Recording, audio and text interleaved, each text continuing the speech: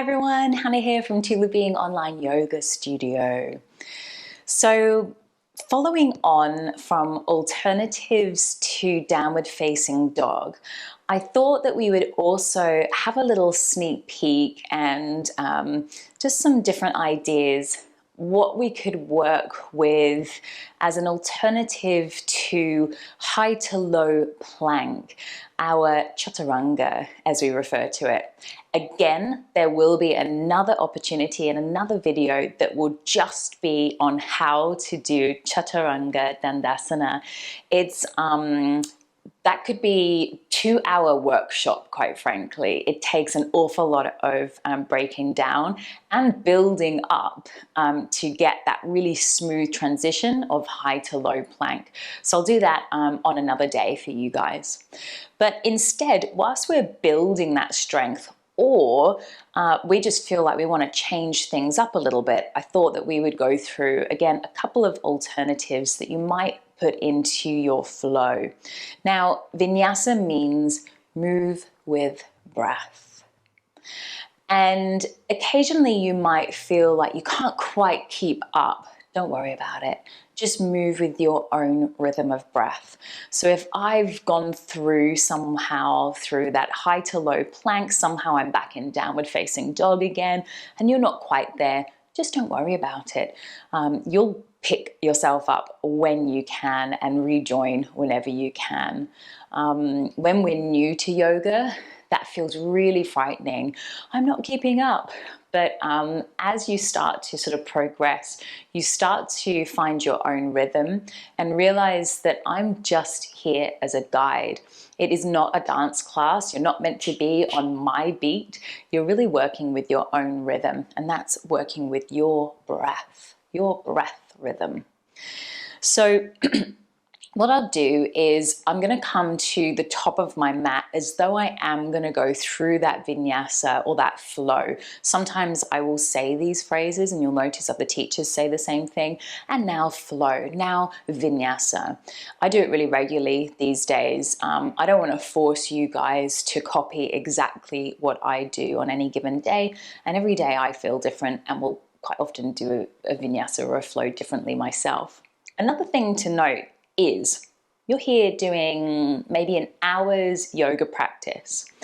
High to low plank, chaturanga, over and over again. The same movement over and over again isn't always needed in our body. Yes, of course, great. We're building strength, muscle memory, but doing 20 chaturangas in an hour's session is really not necessary or needed. That's how we get those repetitive strain injuries. That's how we're not going to have a long and healthy journey with our body.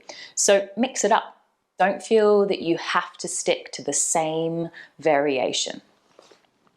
Okay, so I'm going to come to the top of my mat. Feel free to join in at some point. So what I'll do is I'll talk you through a variation and then I'll try to flow with a rhythm, if that makes sense. And that part, maybe you join in. So I'd come to the top of my mat. You know what? I'm just going to give you a visual and verbal cue of the, I'm going to do this in inverted brackets, perfect vinyasa. Everyone's vinyasa is different. So you might go to a different teacher and they'll teach it differently. Again, I'm going to break down what I'm about to do in another video. So don't necessarily pay attention and think, oh, I need to be like that. This is just, oh yeah, okay, that's what she's talking about. Just so you've got a visual of it. All right, so I'm standing at the top of my mat. Here I go, hands rise, inhaling. Exhale, I fold. I take a halfway lift to Chaturanga. Inhaling through to a cobra and exhaling to downward facing. On my next exhalation, I'm going to jump towards the top of my mat.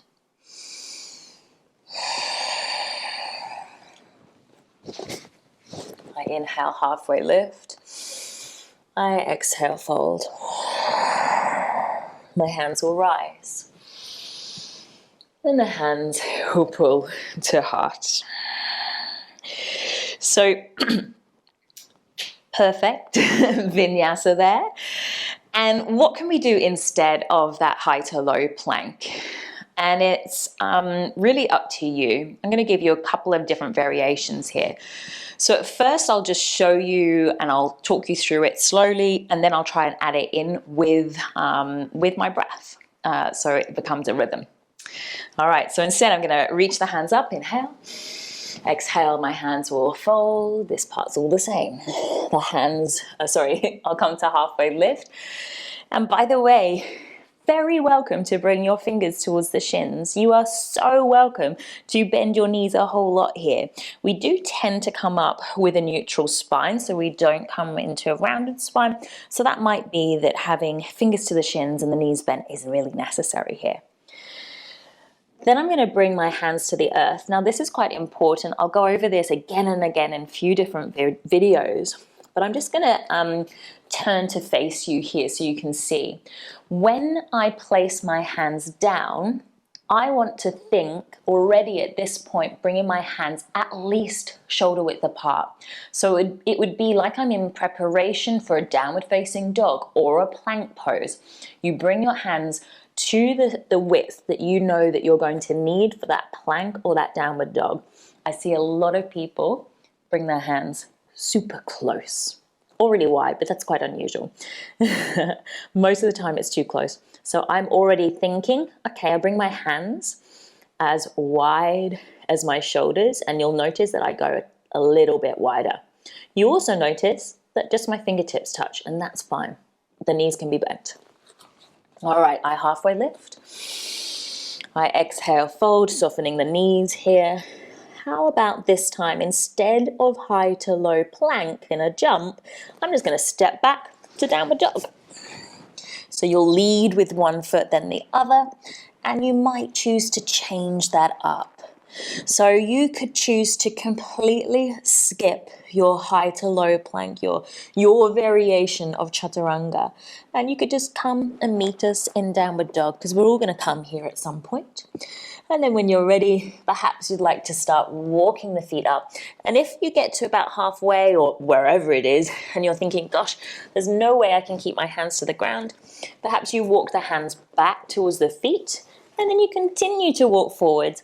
Try to end up towards the top of your yoga mat. You want to see if you can avoid being here before you take your next vinyasa. You want to somehow end up to the top of your yoga mat. All right, I'm going to show you that with a rhythm of breath.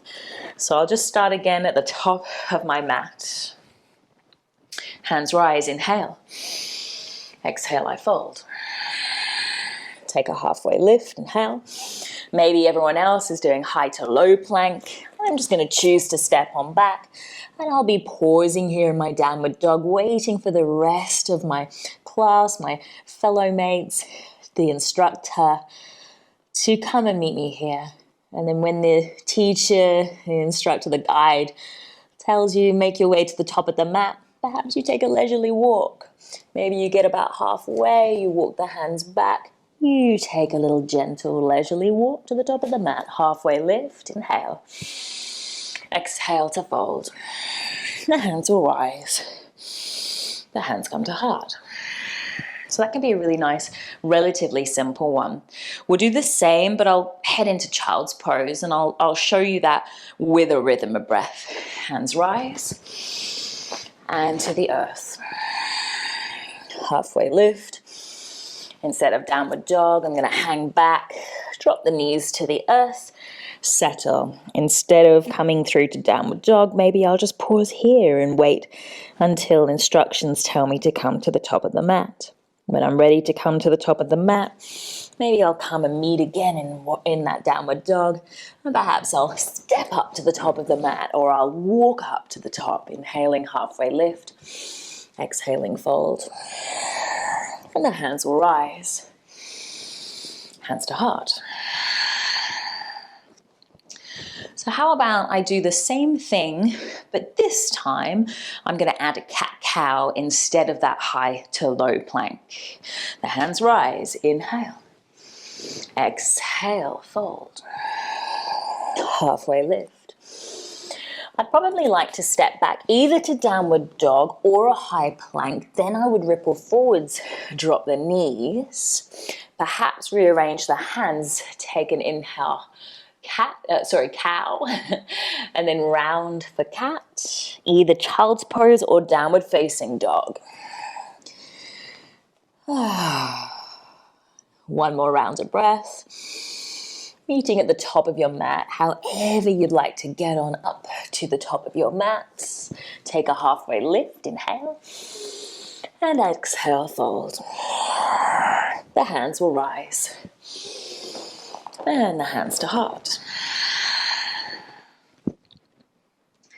How about this time we take a slightly easier variation of Chutaranga. Again, I'm going to break this down in another video. So this one won't be with a lot of detail, but just enough to keep you going here. So what we will be doing is we'll be dropping the knees to the earth, and then we'll take high to low plank. I'll be going over this again in another video, but it's great to have quite a few recaps on this. So this one I'll definitely break down slower, and I'll come again to the top of the mat in a moment. So we'll do it at least twice. Hands will rise, inhale, exhale to fold, halfway lift. So I'm going to either come to downward dog or to high plank right away, depending on what you feel comfortable with. Then come forwards to high plank and drop the knees. I've dropped the knees behind my hips. I have not come into tabletop pose. Tabletop looks different. I've got my hands further forwards, my knees further back. So I'm trying to create a plank pose, but with my knees to the floor. It would be like you're doing, I smile as I say this, a lady push-up. When I used to occasionally back in the day go to a gym, this is what they referred to as a lady push-up, knees to the ground. So what I'm going to try to do is a bit different to a normal push-up. You'll notice in Chaturanga, your hands are closer to your body than in a press-up or a push-up. So usually they're a lot wider, right?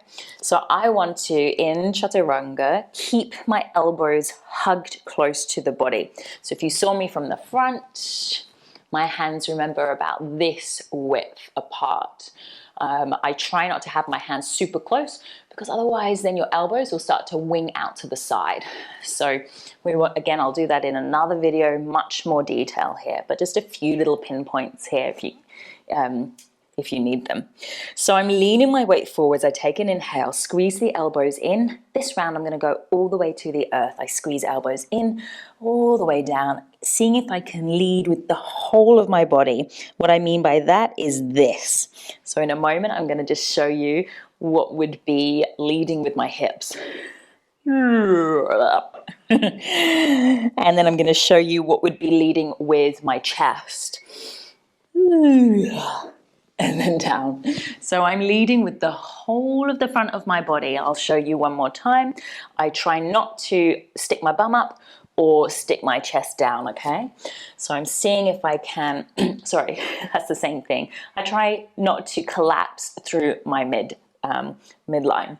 So in a long line, knee to crown of head, I take an inhale, and then exhale, not moving the hips at all, out of line with the rest of my body, and I lower to the ground. So that could be a nice variation of building our strength for the fuller variation one day of high to low plank. From here, we might choose to take a little baby cobra.